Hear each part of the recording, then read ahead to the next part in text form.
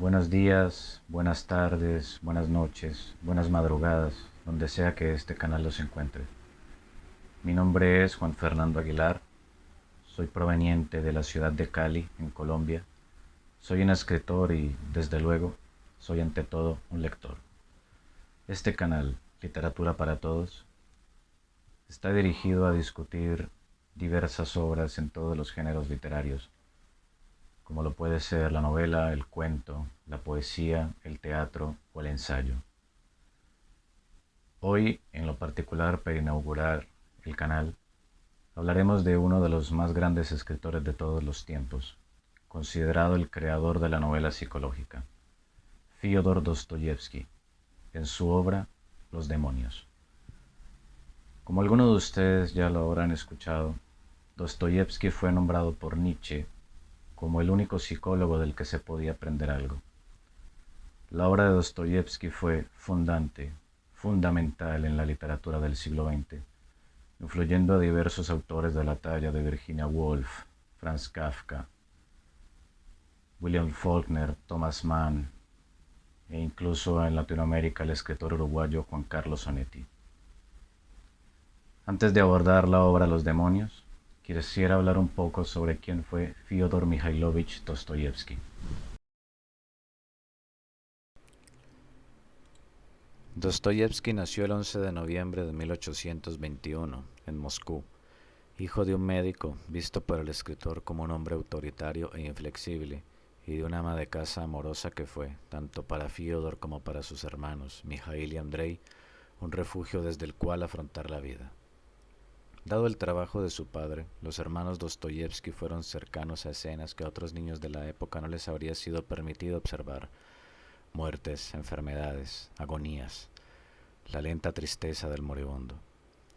Tal cercanía con la desgracia de los hombres, con el estado más vulnerable de la condición humana, serían determinantes en la obra del futuro escritor. A pesar de la inflexibilidad, por momentos tiránica, del doctor Mijail, tanto él como su esposa se esforzaron para que sus hijos tuvieran la mejor educación posible. De tal manera, los hermanos Dostoyevsky tuvieron contacto con la literatura desde la más temprana infancia a través de las obras de Goethe, Schiller, Homero y Alexander Pushkin, quien, junto al escritor Nikolai Gogol, serían objeto de una fuertísima admiración por parte de Fyodor, llegando a considerar a San Petersburgo, lugar de la muerte de Pushkin a causa de un duelo, como un destino de peregrinaje, ciudad que visitaría cuando sus padres lo enviaran allí a estudiar ingeniería militar. Pocos meses después de encontrarse en San Petersburgo, en septiembre de 1837, Fyodor recibe la noticia de la muerte de su madre a causa de una tuberculosis. Al quedarse viudo, el doctor Mijail se entregaría al licor y a la furia de su pérdida, convirtiéndose no solo en un absoluto déspota para sus criados, sino también en un maltratador que los golpeaba e insultaba durante sus prolongados y coléricos estados de ebriedad. En 1839, 2 años después de la muerte de su madre, Fyodor recibe la noticia de que su padre ha muerto en circunstancias extrañas, acaso asesinado por sus criados en venganza por las continuas golpizas de las que fueron víctimas tantas veces. Fyodor, quien alguna vez deseó la muerte de su padre, sufre los primeros síntomas de la epilepsia, enfermedad que estaría con él durante toda su vida. El haber deseado la muerte de su padre y el haber visto cumplido ese deseo cumplirían una función categórica en la visión del alma humana en el escritor, que reviviría el episodio de su padre asesinado en la novela Los hermanos Karamazov, publicada en 1879. En 1845, Dostoyevsky escribió su primera novela, Pobres Gentes, que, leída por el poeta Nekrasov, fue remitida al entonces crítico literario Vissarion Bielinski, quien admiró públicamente la obra del novel escritor, haciendo de ello un éxito literario y comercial. Desde aquí podrían rastrearse el contacto de Dostoyevsky con las ideas socialistas que Belinsky compartía y con las que el escritor simpatizó, aunque por un tiempo breve, pues, a diferencia del crítico, Dostoyevsky era creyente en la Iglesia Ortodoxa, era creyente en Dios. Sin embargo, pese a su ligera adhesión a las ideas socialistas, Fyodor Dostoyevsky fue acusado y detenido como conspirador en 1849 por órdenes del zar Nicolás I, quien temía la posibilidad de una nueva revuelta decembrista, como lo ocurrida en 1825. Después de 4 meses de detención en la fortaleza de San Pedro y San Pablo de San Petersburgo, los conspiradores fueron sentenciados a muerte, pero justo antes de ser fusilados llegó el perdón real del zar, quien sustituyó la pena de muerte por el exilio en Siberia. De acuerdo al biógrafo Henri Troyat, Nicolás I nunca tuvo la intención de ejecutarlos, pero sí de asustarlos, y que el terror sirviera como medio disuasivo para futuros revolucionarios o conspiradores. A partir de este evento, la epilepsia se mostraría de manera plena, como luego lo estarían el alcoholismo y el juego en la vida del escritor después de 4 años de trabajos forzados y de otros 6 en el exilio, los cuales el propio Dostoyevsky terminaría por agradecer, en tanto que, desde aquel sufrimiento, tomaría vida para su labor definitiva como escritor, decantando así los grandes temas de su labor narrativa y de su estudio del alma humana.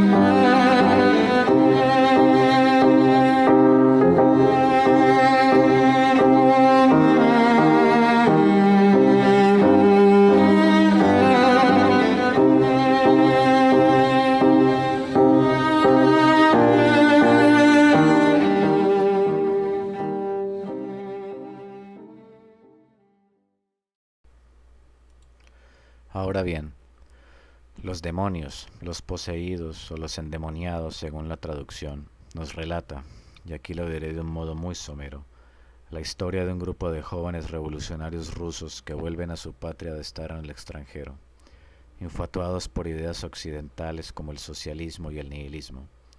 Estos jóvenes, integrantes de una célula revolucionaria, aspiran a desestabilizar la sociedad y el gobierno, eventualmente derrocar al zar y fundar una sociedad nueva. Desde aquí se deslindan conceptos, o bien posturas ideológicas, que habrá que tener en cuenta para la comprensión de la novela.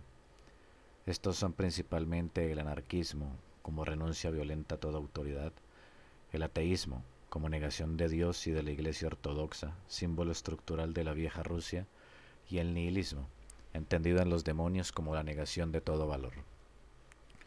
Aquí es importante resaltar que en buena medida los demonios surgió como un ataque directo al nihilismo, en un primer momento bajo la forma de panfleto más que de novela. Ante el asesinato del estudiante Ivanov a manos de sus propios compañeros, luego de ser acusado de traidor a la causa revolucionaria por Sergei Nechayev, Dostoyevsky decide atacar las ideas nihilistas socialistas que pululaban por entonces entre los universitarios de una Rusia empobrecida y sin norte, llamando a la violencia, a la dictadura de las causas justas, a la furia destructora disfrazada de idea libertaria. Como vemos, en bastante similaridad a lo que vivimos hoy en nuestros días. Lo que escribo ahora es tendencioso. Quiero expresarme con fuego. Los nihilistas y los occidentales vociferarán contra mí, me llamarán retrógrado, pero que el diablo se los lleve, expresaré todo mi pensamiento. Carta del 6 de abril de 1870, recopilada por Henri Troyat. Troyat, en su análisis sobre los demonios, nos dice: si Crimen y Castigo es la historia de un hombre que sobrepasa las reglas de la moral corriente y que, buscando la libertad, cae en lo arbitrario y en el crimen, Los demonios es la aventura de un pueblo que desconoce los principios sociales y se pierde esperando salvarse. Entonces las ideas pueden pervertirnos, llevarnos al crimen o a la locura. Pueden destruirnos, pueden convertirse en demonios, y en tanto que las acciones del ser se guían por ideas, quien controle las ideas será dueño del hombre y hará lo que sea que se le ordene, no importa que sea matar, a nombre de una causa cualquiera, a un compañero con un disparo en la nuca para después atarle piedras al cadáver y arrojarlo al río, tal como le ocurrió al estudiante Ivanov. Los demonios está dividido en 3 partes. La primera da a conocer el origen de las ideas, da a conocer a los primeros personajes, que son la génesis directa e indirecta del grupo revolucionario. En un primer momento tenemos a Bárbara Petrovna Stavrovgina, una terrateniente dueña de un capital bastante considerable y miembro de la alta sociedad rusa. Así, de manera inmediata, se nos presenta Stefan Trofimovich Verhovensky, el occidentalista, quien ha adoptado hasta el punto de la caricaturización costumbres y pensamientos venidos del resto de Europa. Ambos personajes sostienen diversos diálogos en francés, la lengua de la aristocracia, discutiendo entre diversos temas que a primera vista pueden parecer anodinos, las intrigas en relación al hijo de Bárbara Petrovna, Nikolai Selodovich Stavrogin, joven apuesto e inteligente, famoso en la localidad por conductas incomprensibles, como la de haberle jalado la nariz a un viejo y respetable hombre de sociedad sin mayor motivo que el de divertirse, o bien de desafiar un límite, como podrá dilucidarse conforme pasa la narración. En la segunda parte toma protagonismo el grupo revolucionario, revelado ya en sus intenciones desde algunos miembros que conocimos en la primera parte, como sus dos líderes, Nikolai Stavrogin y Piotr Stepanovich Verhovensky, hijo de Stefan Trofimovich. Podría decirse que aquí se dibuja el corazón de la obra. Se da lugar al posible alcance de la violencia de las ideas, estudiadas por Dostoyevsky en el suelo de su natal Rusia. Vemos el principio de los planes conspiradores y de la postura de cada miembro en la célula revolucionaria, los motivos también de cada uno para aspirar a la muerte del zar o a la muerte de Dios. Los miembros principales, agentes del futuro caos social y moral son Piotr Verhovensky, quien es el más radical del grupo, alguien dispuesto a todo, a ejecutar al que sea en nombre de su causa en aras del futuro que vendrá con su revolución. Se presenta como un hombre encantador, carismático, haciendo alarde de una educación social e intelectual poco menos que notable. Sin embargo, sus modales demasiado preparados no tardan en notarse como falsos, ensayados, llegando al punto de disgustar, de detestar, y también a temer la influencia de sus palabras siempre medidas. Alexei Kirillov, uno de los personajes más extremos de Dostoyevsky, un hombre que no expone, sino que encarna el cristianismo ateo, un nihilista que afirma querer suicidarse para ser Dios, ya que, en sus propias palabras, el hombre inventó a Dios para poder vivir sin matarse. Kirillov afirma entonces: «Es una cobardía, y ahí está la mentira», exclamó con los ojos brillantes. «La vida es sufrimiento, la vida es terror, y el hombre es desdichado. Ahora no existen más que sufrimiento y terror. Ahora el hombre ama la vida porque ama el sufrimiento y el terror. La vida se presenta bajo el aspecto del sufrimiento y del terror, y esta es la impostura. Hoy el hombre aún no es hombre. Vendrá un hombre nuevo, dichoso y orgulloso, aquel para quien sea indiferente vivir o no vivir. Ese será el hombre nuevo, aquel que vencerá al sufrimiento y al terror, y él mismo será Dios. Entonces ya no existirá el otro Dios. Según eso, Dios no existe. No existe, pero Él está. No hay sufrimiento en la piedra, pero sí en el miedo a la piedra. Dios es el sufrimiento del miedo a la muerte. Aquel que vence el sufrimiento y el temor será Dios. Entonces empezará una nueva vida, un hombre nuevo, y todo será nuevo. Entonces se dividirá la historia en dos periodos, del mono al aniquilamiento de Dios, y desde el aniquilamiento de Dios hasta el mono, hasta la transformación física del hombre y de la tierra. El hombre será Dios y se modificará físicamente. El universo se transformará igual que las obras, los sentimientos y los pensamientos. ¿No cree usted que el hombre cambie entonces físicamente? Si llega a ser indiferente a vivir o a morir, todo el mundo se matará, y ahí en qué consistirá precisamente el cambio. Eso carece de importancia. Se acabará con la mentira. Quien aspira a la libertad suprema no temerá quitarse la vida. Quien tenga el coraje para matarse taladrará el secreto de la mentira. No habrá mayor libertad. Todo estará en ello, y por encima de eso no existirá nada. Quien ose matarse es Dios. Al respecto de Kirillov, Albert Camus le dedica un capítulo sumamente interesante en su ensayo, El mito de Sísifo, donde afirma que convertirse en Dios es solamente ser libre en esta tierra. significa no servir a un ser inmortal. Así, si Dios no existe, Kirillov es Dios. Si Dios no existe, Kirillov debe matarse. Debe entonces matarse para ser Dios. El cristianismo ateo obedece entonces en los demonios a un suicidio que deberá liberar a todos los hombres, un sacrificio, si se quiere, como el que hizo Cristo. De tal manera, Camus considera el suicidio en Kirillov no como un suicidio lógico, según lo manifestó el propio Dostoyevsky, sino como un suicidio pedagógico. Tenemos también a Iván Pavlovich Chatov, quien en muchos sentidos representa al pueblo ruso, a lo que podríamos llamar una nostalgia decepcionada. Antaño compartió las ideas de Verjovensky, sin embargo, ahora las repudia. Para Chatov, su cambio ideológico y espiritual es pasmoso, es solitario, se encuentra amargado y cansado. Es por su mismo cansancio por el que no es capaz de abandonar el círculo revolucionario pese a detestarlo más y más.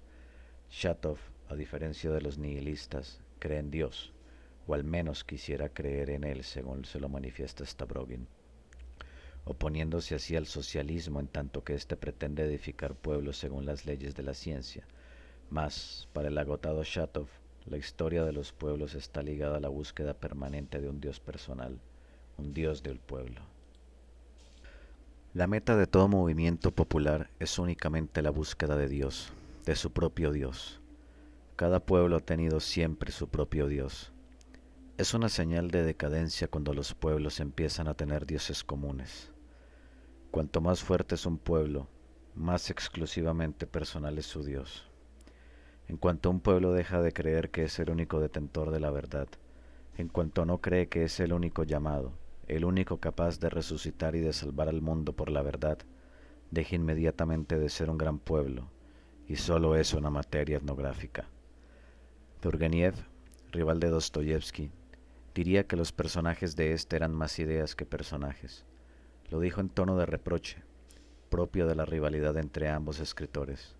No obstante, pareciera que es cierto que, en efecto, los personajes dostoyevskianos son ideas, ideas que giran en torno a Stavrogin, cuya figura es encantadora, magnética, pese a que él es indiferente a la pasión que despierta en otros, de la misma forma en que nada le importa demasiado, pues es un hombre que busca la intensidad en los límites, erigiéndose como uno de los personajes más complejos y extremos de Dostoyevsky. Un hombre, un pecador si se quiere, capaz de buscar la intensidad en los actos más ruines, pero también en el vértigo de la culpa y la posibilidad, no importa qué tan lejana, de la redención. Troyat tira sobre Stavrogin. Cuando cree, no cree que cree, y cuando no cree que no cree. En la tercera parte se expone el desenlace y la representación de las instituciones que deben ser destruidas.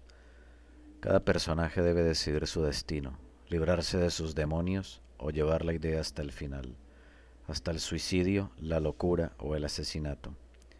Se propone también, en toda la obra, pero sobre todo en la última parte, la dicotomía entre los hombres que piensan, intelectuales que por lo regular no entienden al pueblo, y los hombres de acción, embriagados con la idea de una libertad inmediata y que se creen con derecho a todo. Verjovensky propone una figura capaz de reemplazar a Dios y al zar, el zarevich Iván, encarnado en la figura de Stavrogin, a quien no le importa ni le interesa, apartándose, aunque no del todo, de la insistencia de Verjovensky, quien pretende unir entre sí al colectivo revolucionario a través del miedo y del odio. Mas este zarevich, esta idea creada por Verjovensky, lo niega todo, pues Stavrogin lo niega todo, a Dios y a la moral. En su negación nihilista cree que todo está permitido, y en el fondo le atormenta desconocer la línea divisoria entre el bien y el mal.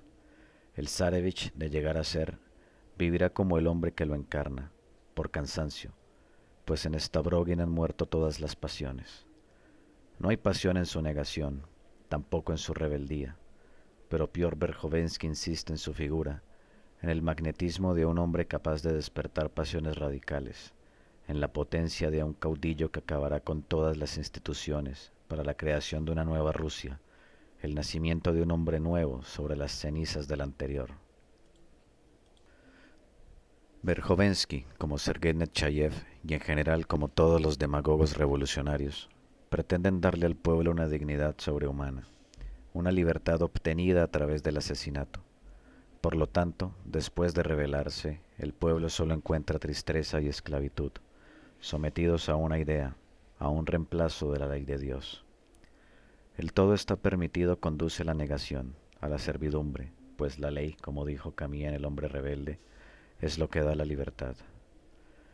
A la vista de la historia general, quizá en particular desde el siglo XX hasta nuestros días, o vayamos un poco antes, al terror de Robespierre tras la Revolución Francesa, podría resumirse en estas palabras de Verjovensky. Cada uno de ustedes tiene una responsabilidad que cumplir. Están llamados a renovar una sociedad decrépita y carcomida. Que este pensamiento estimule siempre sus ánimos. Todos sus esfuerzos deben centrarse en que se desmorone el Estado y su moral. Solo nosotros quedaremos en pie. Nosotros, que nos habremos preparado anticipadamente para tomar el poder. Nosotros nos anexionaremos a las personas inteligentes y por lo que respecta a los imbéciles, los dejaremos de lado. Esto no debe desconcertarles, pues nos hará falta reeducar a la generación actual para convertirla en digna de su libertad. No podríamos afirmar con certeza que Dostoyevsky pudiera haber predecido los horrores ideológicos dictatoriales que llegarían con el siglo XX, pero sí que, de acuerdo a su agudeza al momento de estudiar el alma humana, fue capaz de vislumbrar el peligro de las ideas libertarias que se hacen a sí mismas a través de la negación absoluta, del cambio de un Dios por un hombre que también será Dios, uno tan poderoso como para decidir el destino, la vida y la muerte de los que no compartan sus ideas. Para terminar, diré que Fyodor Dostoyevsky, como todo gran escritor, será leído siempre y que siempre habrá que volver a él en tanto que su conocimiento del alma humana, de la condición humana, es fundamental para todos los tiempos de nuestra especie, para explicar los distintos horrores y angustias del sujeto y de las sociedades. Muy bien, espero que hayan disfrutado de este canal, que hayan disfrutado de esta pequeña sinopsis de los demonios y que si no conocían a Dostoyevsky, bueno, sería maravilloso que corrieran ahora mismo a leerlo porque créanme que no se van a arrepentir. Un gran escritor por donde se le mire. Bueno, si les gustó el video, por favor suscríbanse, denle me gusta y compártanlo con todos sus contactos. Mi nombre es Juan Fernando Aguilar, me despido de ustedes. Sepan también que este canal está en Charlemos Radio Blogspot, a cargo de un gran amigo mío, Tiberio Bermúdez. Y bueno, nos vemos en un próximo programa. Hasta pronto.